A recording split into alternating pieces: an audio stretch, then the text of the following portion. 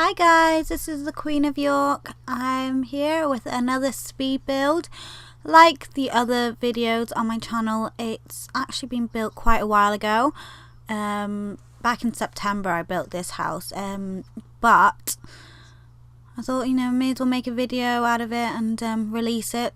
I've been wanting to do YouTube for a long time, since September really, and I just kept putting it off and I just never did it. So I'm just trying to catch up, and the reason why it takes me so long to post videos like between each video is because I feel like I sound stupid when I'm talking on YouTube. It just doesn't seem right. So I only do it when people aren't in the house, and so that's why there's this big gap, because I can only do it one day a week, because that's when my brother's at school and my parents are at work and it's my day off at work. So I do it on Mondays and then try and do as much commentary as I can and get it all done and uploaded onto YouTube if I can. But obviously sometimes on Mondays I can't do that because I have to have some sort of life, I suppose. So yeah, I finally got around to doing this video. I actually tried to do it 2 days ago, but then everyone came home, so then I paused it, and then trying to pick it back up again mid commentary is a bit weird.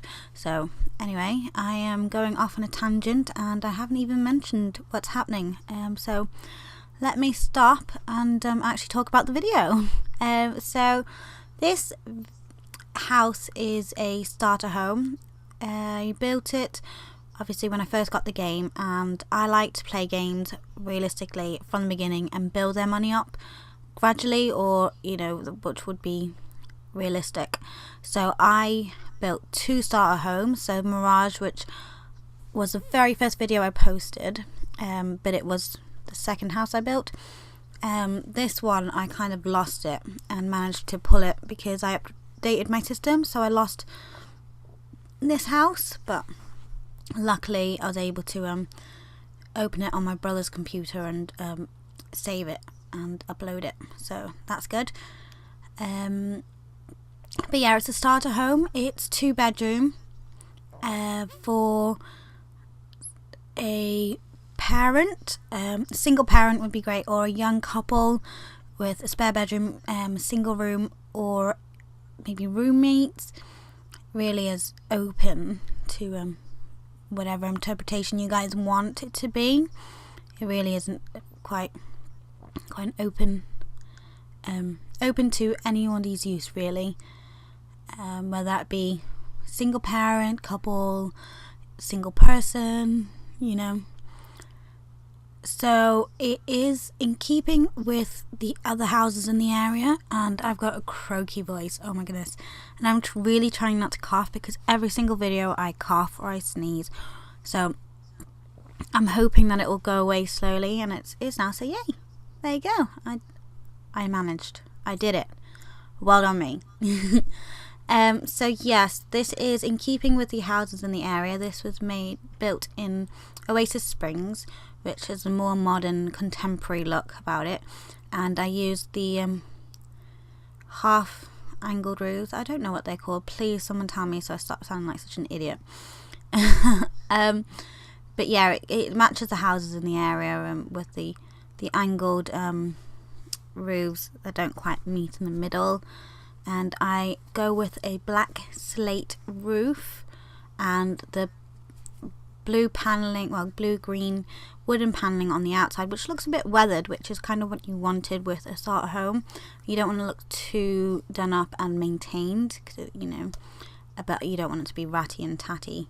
And then I went with a brown or grey plaster on the other half of the house, and in the front is a small porch. I do change it later on from the circular porch edge to a straight one, so I just didn't feel like the circular one really matched it because the house had such strong angles and corners, and it was so sharp and simple. I kind of wanted it to match the porch, so I do change that. And on the rear is quite a large porch actually, so that's nice. But I didn't give access to the rest of the garden because I kind of wanted it to be really, really little, and also because of money, I just thought it'd be realistic that people would come and they'd have a very, very small plot and they use the most of the plot for their house. I know there is some stuff out the back, so when they get richer you can build some steps going down, and maybe a pool out the back or something, so you can really make it a home that lasts for generations really, so that's quite cool. But yeah, and with the windows I kept it quite simple. On the green section I tried to use the green edging windows, and then on the grey section I tried to get something that was similar to that with the grey, but there was only brown or white or the green, so I think in the end I went with the off-white window, and then I was just trying to find windows that kind of matched for this would be like coming out of the living area, the main living area, and onto the porch. And then I decided it was a bit too big. Nope, I decided it was fine. But yeah, I really love the fact that you can push and pull the walls out. It makes it so much easier building. However, I still seem to take ages, like literally ages. The Victoria Manor house, I took so long building that. I don't know whether that was because I was quite new to it when I was doing it and I didn't really know what I was going to do or how I was going to do it.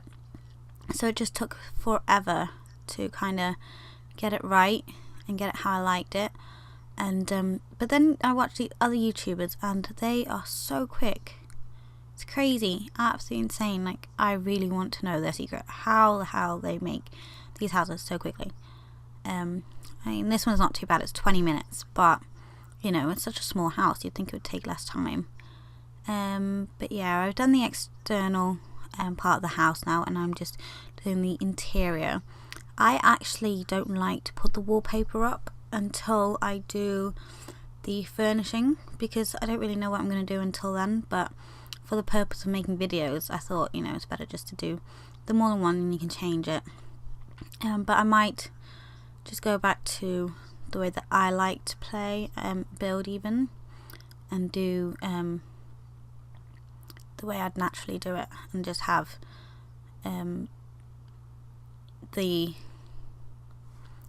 put it in as I go, instead of doing it at the beginning and trying to match the furniture to match the colour of the walls, if you know what I mean. So I might do that in the future.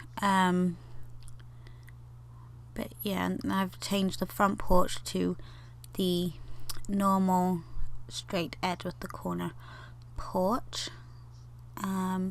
So this is an open space living entranceway area. So it's got the kitchen, a very small dining room. I suppose it's more of a breakfast table, and a lounge. But the space is quite generous, I think, for a starter home. It really does have a lot of space for the family as it grows. I suppose you could easily and comfortably have 3 or 4 Sims, I suppose. If you had 2 young kids, can share that second bedroom, and then the parents in the other room, so it wouldn't be too bad. So yeah, I'm doing the kitchen now. I wanted a brick or a rock wall, because I just think it looks so nice, having a feature wall that's like rock. And just trying to choose the right counters to go. I didn't want it to be too boring and plain, but the yellow just seemed too bright and was just too much for the space. You know, it's quite a small space, so yeah, just trying to get everything in. Oh yeah, I think, yeah, this is the time. This is when I realised that I just did it. It was just too big. Which it was, you know, if you really think about a starter home, they're not meant to be very large at all. So yeah, the kitchen is very, very simple. I don't even think I have any, no, I didn't put any over counter cabinets. I don't know about you guys, but I don't know if I like them in gameplay yet. It has to be in a certain area that the counters can be. So like I like to play from a certain angle of the game, and the counters, or the overhead counters, kind of get in the, well, they did in The Sims 3. I haven't played it with The Sims 4. I don't know if they disappear when the walls are down, but yeah, they used to really annoy me because they would be in the way and what you saw. So that's why I don't really use them that much, but I have been using them recently. So but yeah, let me know if you guys like overhead counters and if it interferes with your game or not. I don't know. But yeah, so the kitchen, like I said, it's very simple. There's the cabinets, and then just trying to find cheap decoration items to give it some clutter and stuff. And then using the shelves to put on books and pots and, well, not pots and pans, but decorative stuff to make the kitchen look like it's a used kitchen, I suppose.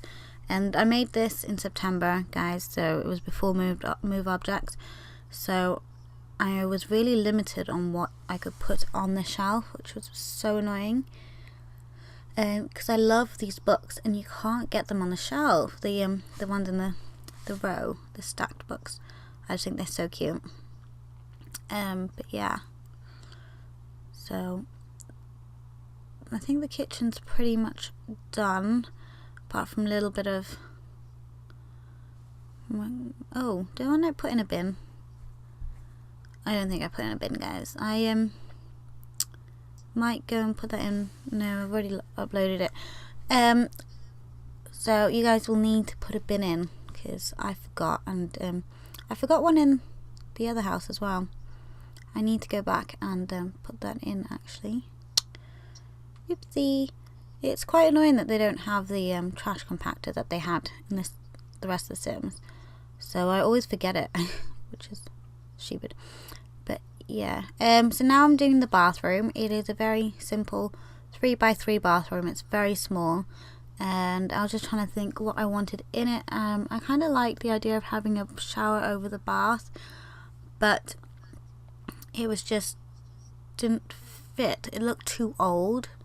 And the house is quite contemporary modern, so I didn't want it to be too old looking in a modern house, if you know what I mean.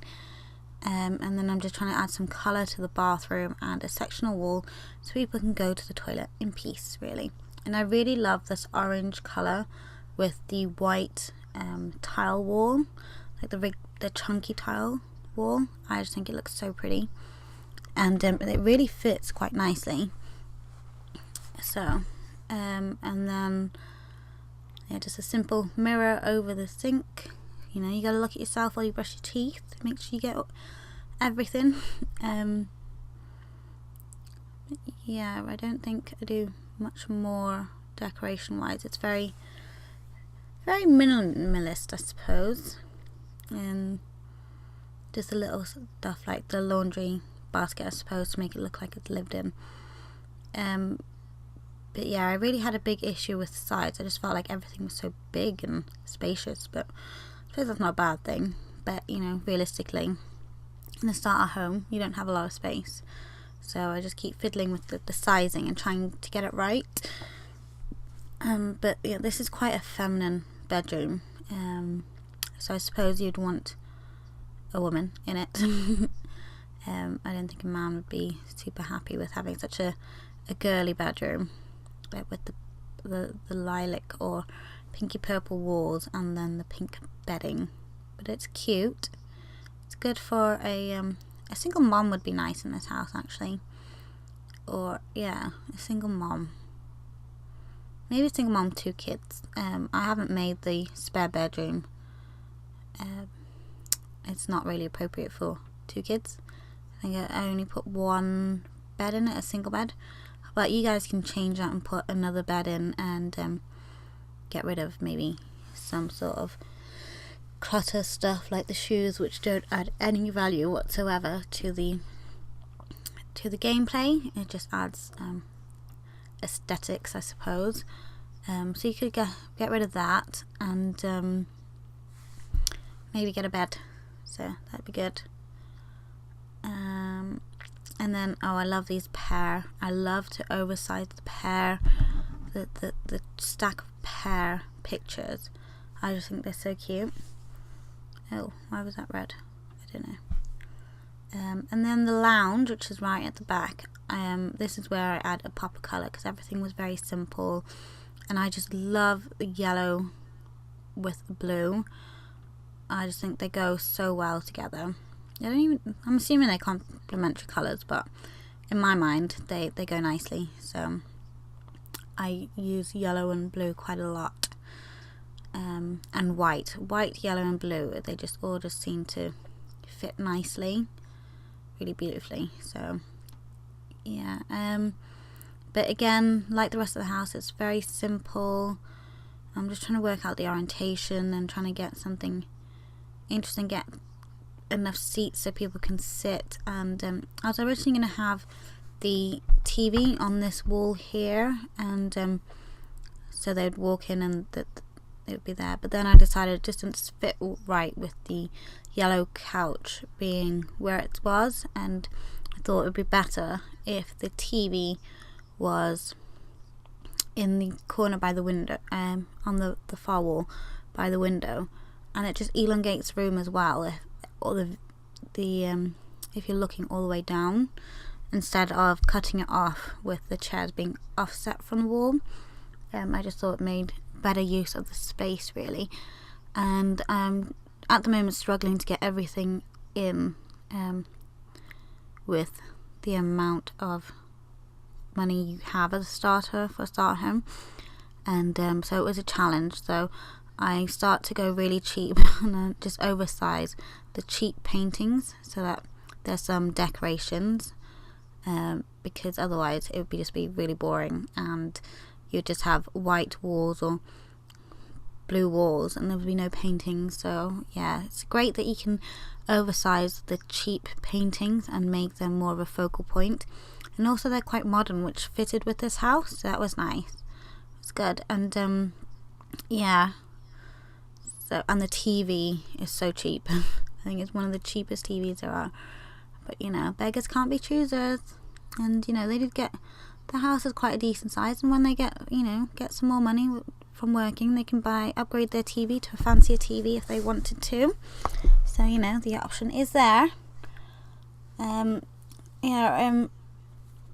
Also the lights. I find the lights quite annoying in The Sims 3. I don't know if it's just me, but it seems that the lights get they have a yellowy colour to the lighting, some of them. So like this, the ball one, the ceiling light that's got it looked like oriental style, is quite yellow light. Oh, what happened to the door? Did I not put that in? Oh, bad times. I must have forgot to put the... Oh, I like the light above the door actually. Put it back. Put it back. No, I'm not going to put it back. Alright then. Well, now we're moving on.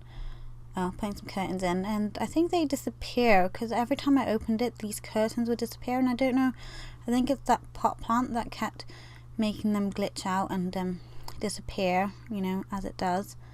In the final bedroom, I think I just put a single bed and a big cuddly toy and a desk and chair, so it was very, very simple, so they can do their homework, and a chalkboard, and a little fish bowl so that they can have a pet, I suppose. Oh no,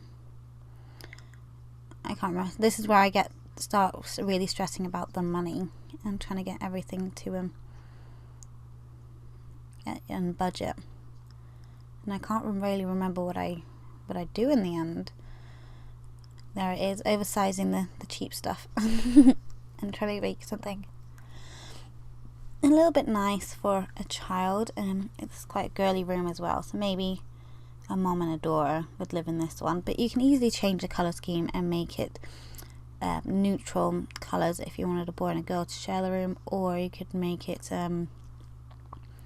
more masculine, I suppose, and make it blue colours. So yeah, you can really change it to fit what you want it to be, so that's good.